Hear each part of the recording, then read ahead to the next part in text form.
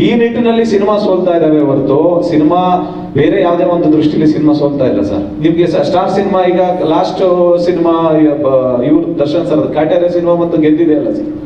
ಅಂದ್ರೆ ದೊಡ್ಡ ದೊಡ್ಡ ಸಿನಿಮಾಗಳು ಬಂದಾಗ ಎಲ್ಲ ಗೆಲ್ತಾನೆ ಬರ್ತಾ ಇದಾವೆ. ಹೊಸ ಸಿನಿಮಾಗಳಷ್ಟೇ ನೋವು ಮತ್ತೆ ಕಷ್ಟಗಳನ್ನ ಅನುಭವಿಸ್ತಾ ಇರುವಂತದ್ದು. ಯಾಕೆಂತಂದ್ರೆ ಕೆಲವೊಂದು ಥಿಯೇಟರ್ಗಳಿಗೆ ಜನನೇ ಬರ್ತಾ ಇಲ್ಲ. ಯಾಕೆಂದ್ರೆ ಹೊಸ ಹುಡುಗರುಗಳು ಸಿನಿಮಾ ಮಾಡ್ತಾ ಇದಾರೆ ಅಂತ, ಹೊಸ ಹುಡುಗರುಗಳು ಸಿನಿಮಾ ಮಾಡ್ತಾ ಇದಾರೆ ಅಂತಂದಾಗ ಅದಕ್ಕೆ ಪ್ರಚಾರದ ಅಭಾವನೂ ಇರಬಹುದು. ಅಷ್ಟರಲ್ಲಿ ಏನೋ ಈ ಸಿನಿಮಾ ಚೆನ್ನಾಗಿದೆ ಅನ್ನೋಷ್ಟರಲ್ಲಿ ಒಂದು ವಾರ ಮಲ್ಟಿಪ್ಲೆಕ್ಸ್ ಅಲ್ಲೆಲ್ಲ ತೆಗೆದೇ ಹಾಕ್ಬಿಡ್ತಾರೆ. ಯಾಕೆಂತಂದ್ರೆ ಅವ್ರಿಗೆ ಥಿಯೇಟರ್ ತುಂಬಬೇಕು.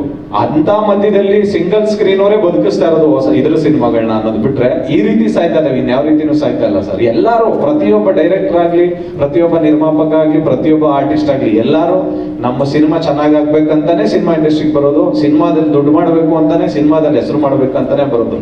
ಬಟ್ ಯಾರು ಉದ್ದೇಶನೂ ಈ ಸಿನಿಮಾನ ಹಾಳು ಮಾಡ್ಬೇಕನ್ನೋದು ಯಾರಿಗೂ ಇರಲ್ಲ ಸರ್.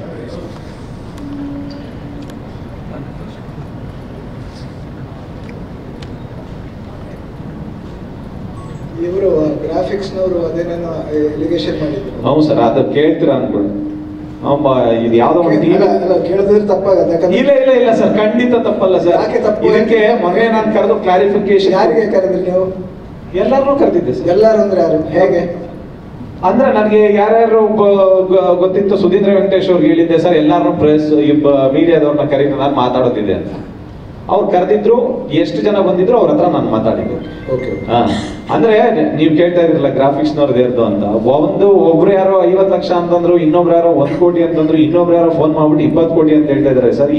ಯಾವ್ದೋ ಒಂದು ಪವರ್ ಟಿವಿ ಅನ್ನೋದ್ರಲ್ಲಿ ನೋಡಿದೆ. ಮೋಸ್ಟ್ಲಿ ನನಗಿನ್ನ ಜಾಸ್ತಿ ಅವ್ರಿಗೆ ಗೊತ್ತಿರುತ್ತೆ ಅನ್ಸುತ್ತೆ ಡೀಟೇಲ್ಸ್. ಆ ಡೀಟೇಲ್ಸ್ ಬಂದಾದ್ಮೇಲೆ 20 ಕೋಟಿನ 1 ಲಕ್ಷ 1 ಕೋಟಿನ 50 ಲಕ್ಷನ ಅನ್ನೋದನ್ನ ತಿಳ್ಕೊಂಡು ನೆಕ್ಸ್ಟ್ ಮಾತಾಡ್ತೀನಿ ಸರ್. ಯಾಕೆಂದ್ರೆ ನನಗಿನ್ನ ಜಾಸ್ತಿ ಅವ್ರಿಗೆ ಗೊತ್ತಿರುತ್ತೆ ಅನ್ಕೋತೀನಿ. ಯಾರು ನನ್ನ ಬಗ್ಗೆ ಏನೋ ನ್ಯೂಸ್ ಮಾಡಿದಾರಲ್ಲ, ಅವ್ರ ಆಧಾರಗಳು ಇಟ್ಕೋಬೇಕಲ್ವ ಸರ್ ನನ್ನ ಹತ್ರ ನ್ಯೂಸ್ ಮಾಡಕ್ಕಿಂತ ಮುಂಚೆ. ಏನ್ ತಗೊಂಡಿದೀವಿ ಏನು ಅಂತ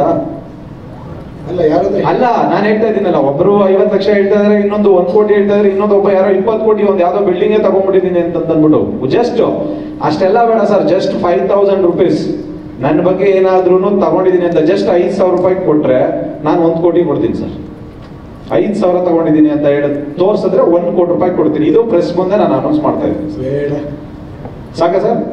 ಅಲ್ಲ 5000 ವಿಷಯ ಬೇಡ. ಅದು ಅಲ್ಲ ಹೇಳಿರೋದು ಒಂದೇ ಒಂದ್ ನಿಮಿಷ ಅದೇನೋ ನಡೀತಾ ಇದೆಯಲ್ಲ ಲೀಗಲ್ ಇದು ಕಾನೂನು ಸರ್. ನಡೆದಾದ್ಮೇಲೆ ಮಾತಾಡ್ಬೇಕು ಸರ್.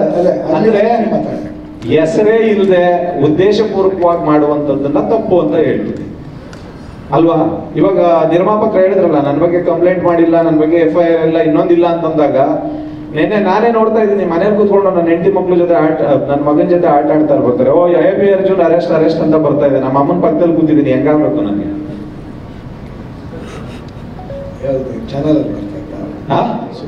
ಹೌದು, ಬರ್ತಾ ಇತ್ತು. ಅರೆಸ್ಟ್ ಅಂದ್ರೆ ಸ್ಟೇಷನ್ ಅಲ್ಲಿ ಕರೆದ್ರು ಅದನ್ನ ಅರೆಸ್ಟ್ ಅಂತ ಗೊತ್ತಿಲ್ಲ. ಇಲ್ಲ ಅದು 15 ದಿನಕ್ಕೆ ಮುಂಚೆ ಅವ್ನು ಬಂದು ಯಾರು ತಗೊಂಡು ನಮ್ಮ ಹತ್ರ ಮೋಸ ಮಾಡಿ ಹೋಗಿದ್ದಲ್ಲ ಸತ್ಯಾರೆಡ್ಡಿ ಅಂತ ವ್ಯಕ್ತಿ, ಅವನ್ ಬಂದು 15 ದಿನಕ್ಕೆ ಮುಂಚೆ ಆ ವಿಚಾರ ಬಸವೇಶ್ವರ ನಗರ ಸ್ಟೇಷನ್ ಅಲ್ಲಿ ಮುಗಿದು ಅವನು ಜೈಲ್ ಹೋಗಿ ಅವನು ಬೇಗ ತಗೊಂಡು ಹೊರಟೋಗಿದ್ದಾನೆ. ಅದಾದ್ಮೇಲೆ ನಿನ್ನೆ ಇದ್ದಕ್ಕಿದ್ದಂಗೆ ನಮ್ಮನ್ ಕರ್ದಿಲ್ಲ, ಇವತ್ತು AB ಅರ್ಜುನ್ ಅರೆಸ್ಟ್ ಅಂತ ಮೊನ್ನೆ ಆಗ್ತಾ ಇದ್ದಾನೆ. ಅದು ಯಾವಾಗಲೂ ಹಾಗೆ, ಕಳೆದ ವರ್ಷ ನೆರೆ ಬಂದದ್ದು ಇವತ್ತು ಬರ್ತಾ ಇರುತ್ತೆ. ಹಂಗೆ ಆತರ ನೆರೆ ಹೊರೆಗಳೆಲ್ಲ ಬರ್ತಿರುತ್ತೆ, ಅದು ಪ್ರವಾಹ ಬರ್ತಾ ಇರುತ್ತೆ ಸರ್. ಅಲ್ಲ ನೆರೆ ಬಂದಿರುತ್ತೆ, ಅದು 15 ದಿವಸ ಮೊದಲ ಬರ್ತಿರಲ್ಲ, ಅದಷ್ಟೇ. ಅರ್ಜುನ್ ಒಬ್ಬಂದೇ ಇದು ಮಾಡಿರೋದು ಸರ್. ತುಂಬಾ ಜನದ ಹೆಸರು ಬಂದಿದೆ ಅಲ್ಲಿ. ಯಾಕೆಂತಂದ್ರೆ ಅವನು ತಗೊಂಡಿರೋನು ಒಬ್ಬನ ಹತ್ರ ತಗೊಂಡಿಲ್ಲ. ನಮ್ಮ ಸಿನಿಮಾದಲ್ಲಿ ಅಂತಲ್ಲ, 10-15 ಜನದ ವ್ಯಕ್ತಿಗಳ ಹತ್ರ ತಗೊಂಡು ಹೋಗಿದ್ದಾನ ಅವನು ಮೋಸ ಮಾಡಿರೋನು. ಬಟ್ ಅರ್ಜುನ್ ಒಬ್ಬನ ಹೆಸರು ಏನಕ್ಕೆ ಬಂತು ಅಂದ್ಬಿಟ್ಟು ಅದಕ್ಕೆ ನಾನು ಕೇಳಿದ್ದು. ಅಂದ್ರೆ ನನಗ್ ಗೊತ್ತಿಲ್ಲ ಸರ್, ಮಾಡಿರೋನ್ನ ಕೇಳ್ಬೇಕು ನೀವು. ನ್ಯೂಸ್ ಯಾರು ಮಾಡಿದಾನಲ್ಲ ಈ ವಿಚಾರದ ಬಗ್ಗೆ ಅವನನ್ನ ಕೇಳ್ಬೇಕು, ಇಲ್ಲ ಬಸವೇಶ್ವರ ನಗರ ಸ್ಟೇಷನ್ ಅಲ್ಲಿ ಹೋಗಿ ಕೇಳ್ಬೇಕು.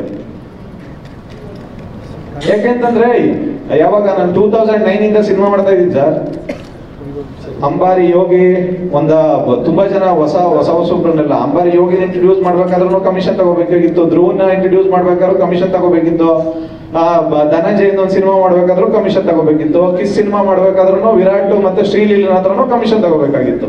ಹಂಗಂದ್ರೆ ನನ್ನ ಹತ್ರ 5 ಕಾಂಪ್ಲೆಕ್ಸ್ ಇರ್ತಾ ಇತ್ತು, 5 ಮನೆ ಇರ್ತಾ ಇತ್ತು ಸರ್. ಅಲ್ವಾ ಸರ್? ಈಗ ಎಷ್ಟು ಸರ್? ಒಂದೂ ಇಲ್ಲ ಸರ್, ಒಂದೂ ಇಲ್ಲ ಸರ್, ಒಂದೂ ಇಲ್ಲ ಸರ್. ಅಣ್ಣ ಲೈಟ್ ಡಿಮ್ ಆಗ್ತೈತೆ ನೋಡೋಣ.